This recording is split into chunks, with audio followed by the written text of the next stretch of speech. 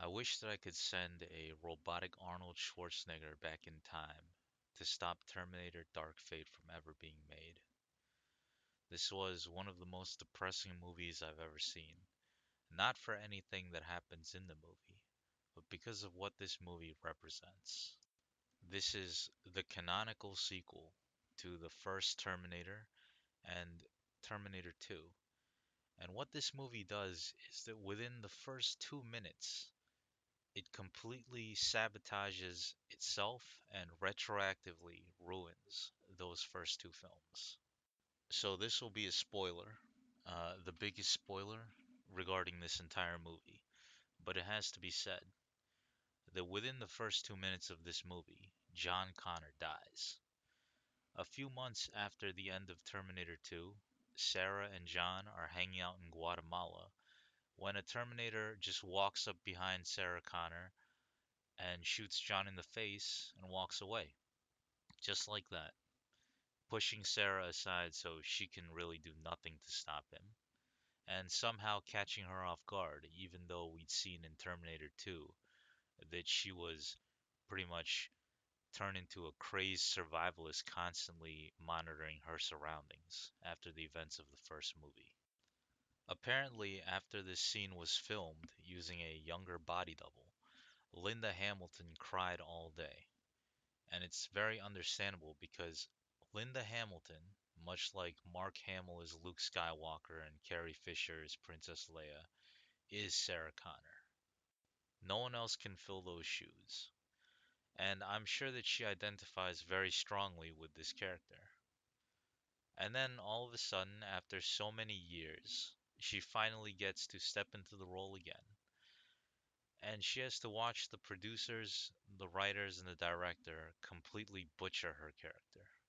Have her act in a way that is not what either she nor this character would do. It is very depressing because the Sarah Connor that we know, us who've seen Terminator and Terminator 2, would not do this. She would fight a lot harder and she wouldn't simply kneel on the ground crying after the Terminator had shot her son in the face. But that is what happens. It reminds me a lot of Alien 3. Remember Aliens and how important the relationship between Newt and Ripley was to that movie and to Ripley's character, and how great it felt to finally see Ripley get a happy ending and save Newt, and then they all managed to blast off at the end towards safety.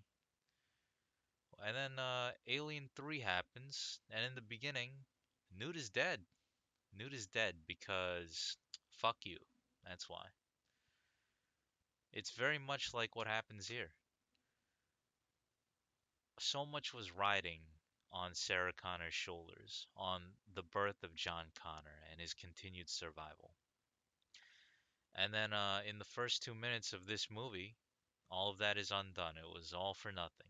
John Connor gets shot in the face as his mom watches powerless to stop it. And it never really mattered because even though John Connor dies, the future where Skynet has all but decimated humanity and John Connor pulls humanity back from the brink of extinction just ends up not happening. So, what was the point of it all? What follows is a soulless retread of Terminator 1. All the same beats, but executed significantly worse. We have a new Kyle Reese, played by Mackenzie Davis, who you may know of as the hooker from, what was it, Blade Runner 2049. And I liked her in Blade Runner 2049, but as an action star, she's not very convincing. She looks like she should be doing commercials for exfoliating soap or something. She's like 100 pounds, and even though she's augmented like JC Denton, it's not convincing when she's being knocked around by a 300-pound Terminator or thrown into walls doing ninja acrobatics. And not only is a new Kyle Reese watching over the new Sarah Connor, character named Danny Ramos, played by Natalia Reyes, but we also have the real Sarah Connor helping to watch over her. So where's the sense of danger?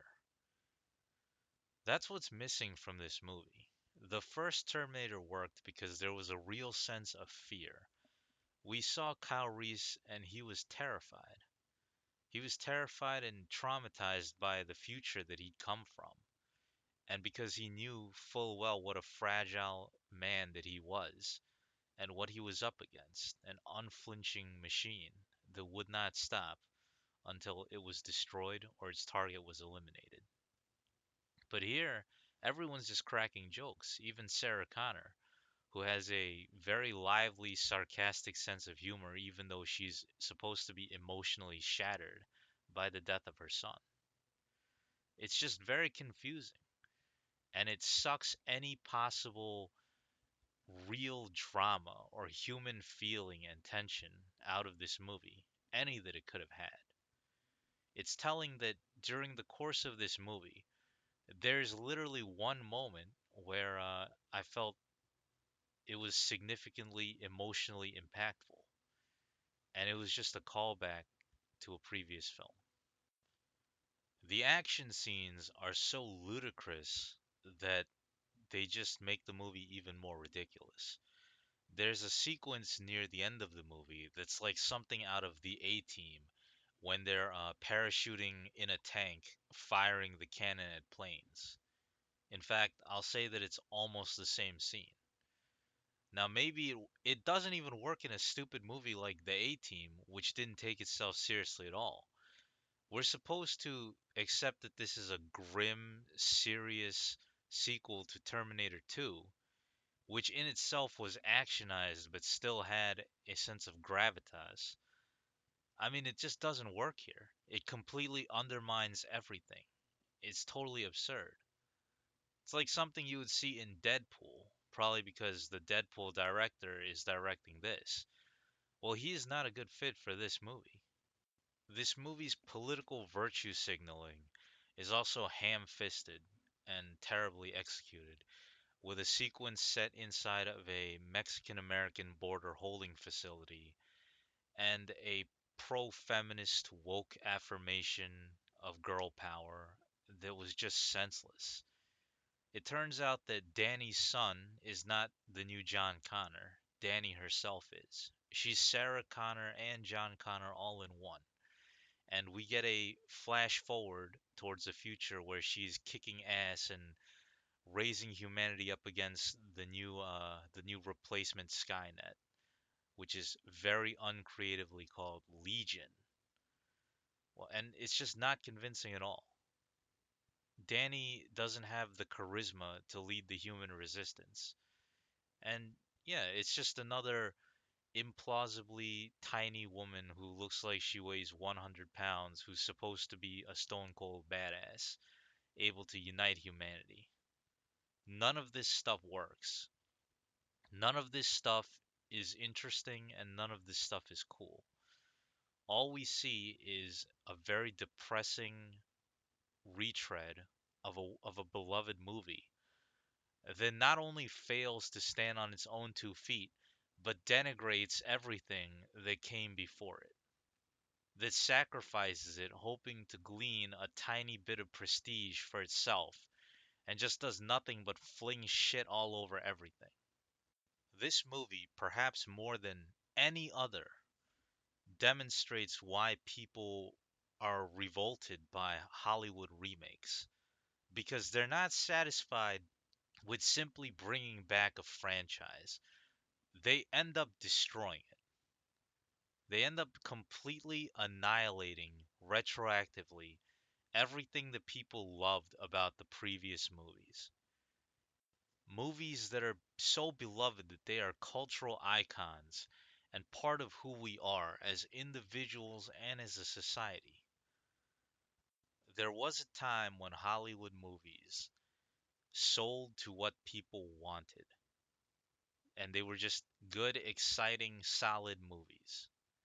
But now, Hollywood, in its moral and creative bankruptcy, can do nothing but make remakes of classics, but worse, because they cannot restrain themselves from smearing their stupid, trendy political beliefs all over them. And what results is a movie like Terminator Dark Fate. Just disgusting and depressing. Please do not see this movie. Don't even hate watch it. Don't even see it to see how bad it was. Thanks for watching and have a great day.